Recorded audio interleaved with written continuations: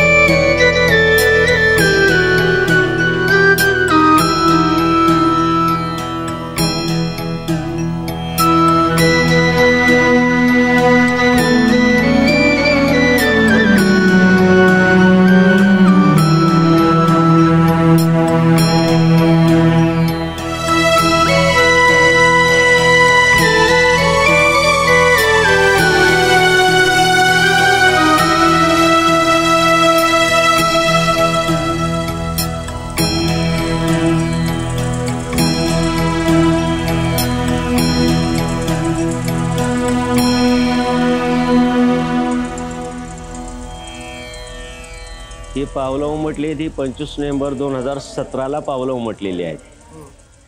त्याचं कारण म्हणजे हे सगळ्या फारशा काढून इथं ग्रेनेडचं काम करायचं होतं, रिन्युएशनचं काम करायचं होतं. सगळं मटेरियल आलेलं होतं. उद्या काम चालू करायचं म्हणताना ते पहिलं तिथे पाऊल दिसलं त्या खांबाखाली. त्याच्यानंतर जिथे जिथे पाऊल आहेत असं वाटलं तिथे तिथे हे चौकोन केले जेणेकरून आपले पाय त्याच्यात पडू नयेत. आणि थोडक्यात महाराजांचा आदेश आहे असं ठेवा, याच्यात काहीही बदल करायचा नाही. ही 25 नोव्हेंबर 2017ची घटना आहे. आता झाले 7.5 वर्ष होत आली, आता 6.5 वर्ष झाली. आणि हा जो आहे हा वेदमंच आहे. महाराजांनी जेव्हा इथे गुरु शिष्य परंपरा खंडित करायची होती तेव्हा गादीवरती 4ही वेद ठेवले. 4ही वेद ठेवून गुरु शिष्य परंपरा खंडित केली आणि ते 4ही वेद सध्या आता तिथे आहेत. हा स्वामी समर्थ महाराजांचा मूळ ओरिजिनल फोटो अमेरिकेच्या कोड्या कंपनीने 1872 साली स्वामी समर्थ हयात असताना सर्व शिष्यगणासमवेतचा कॅमेऱ्यातला हा भारतातला पहिला फोटो आहे. मधले स्वामी समर्थ महाराज, इकडचे खाली बसलेले चोळाप्पा महाराज.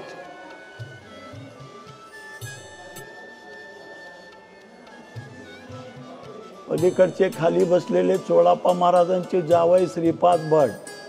वरच्या कोपऱ्यात हात जोडून उभे असलेले ते बाळाप्पा महाराज. खांद्यावर चौरी घेतलेले भुजंगा स्वामीचे सेवक. अक्कलकोटच्या राजांनी त्यांची त्या काळी नेमणूक केली होती. पलीकडच्या पांढऱ्या साडीच्या वरच्या बाजूच्या सुंदराबाई.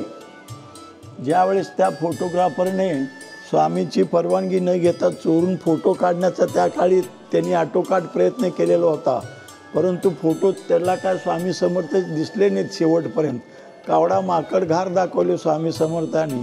मग तो शरण गेला स्वामी समर्थांना की महाराज माझी चूक झाली, आता तरी फोटो द्या म्हणल्यावर हा फोटो आलेला आहे. बकरपोतीमध्ये सुद्धा ह्याचा उल्लेख आहे. मी काय सांगतो, आम्ही समर्थ महाराजांचे 2 शिष्य होते, एक चोळाप्पा महाराज आणि दुसरे बाळाप्पा महाराज. त्यापैकी गाभाऱ्यामध्ये नागाचा फणा असलेली जी मूर्ती आहे ते स्वामी समर्थाचे शिष्य बाळाप्पा महाराजांची समाधी आहे. बाळाप्पा महाराज स्वामींच्या सेवेत प्रत्यक्षात 22 वर्ष होते आणि गाभाऱ्यात वरच्या कोनड्यात देवळीमध्ये छत्रीखाली श्री स्वामी समर्थाची मूर्ती आहे. त्याच्याखाली जे पांढरे पादुका तुम्हाला दिसतात त्या पादुका स्वामी समर्थांनी बाळाप्पा महाराजाला स्वहस्ते दिलेल्या त्या मूळ चिन्मय पादुका आहेत बघा. त्या पादुका घेऊन बाळाप्पा महाराजांनी हा मठ स्थापन केला. तर या मठाला 124वा वर्ष चालू आहे. ज्यावेळेस स्वामी समर्थांनी बाळाप्पा महाराजाला त्या पादुका दिल्या त्याच वेळेस स्वामी समर्थांचा संदेश होता बाळाप्पा महाराजाला की आलेल्या भक्ताला सूर्यचंद्र असेपर्यंत भाजी भाकरी दे. त्याप्रमाणे 124 वर्ष झाले नॉनस्टॉप महाप्रसाद आहेत. दुपारी 12:30 ते 3, संध्याकाळी 8 ते 10. बाळाप्पा महाराज नंतर मग एक गादीवर आले गंगाधर महाराज. गंगाधर महाराज नंतर हे अक्कलकोटचे गजानन महाराज शिवपुरी. असं गुरु शिष्य परंपरा आहे म्हणून याला गुरु मंदिर नाव आहे. हे स्वामींचं शेजघर म्हणतात. इथे पहाटे 5ला काकडा आरती असते, संध्याकाळी 7 ते 8 आरती असते. स्वामीला हुक्का दिला जातो, निद्रिस्त केले जाते, मच्छरदाणी लावली जाते. गुरु शिष्याची भेट या मठात अनेक वेळा झाली असल्या कारणाने स्वामीचे सर्व नित्य कार्यक्रम या मठात चालू आहेत. स्वामी समर्थांनी बाळाप्पा महाराजाला 3 पायऱ्याचा पलंग तयार करून दे म्हटल्यावर स्वामी 3 पायऱ्याचा पलंग आहे हा. आलोय आपण राम मंदिरमध्ये. हे राम मंदिर आहे, कमीत कमी 400 वर्ष जुनं मंदिर आहे. आणि या मंदिराचं वैशिष्ट्य असे की इथे जी मूर्ती आहे रामाची, त्या रामाच्या मांडीवर सीतामाई बसली आहे अशी वेगळीच मूर्ती आहे. त्या मंदिराची ही खासियत आहे. आणि मंदिर खूप जुनं मंदिर आहे, एकदम दगडी बांधकामातलं मंदिर आहे.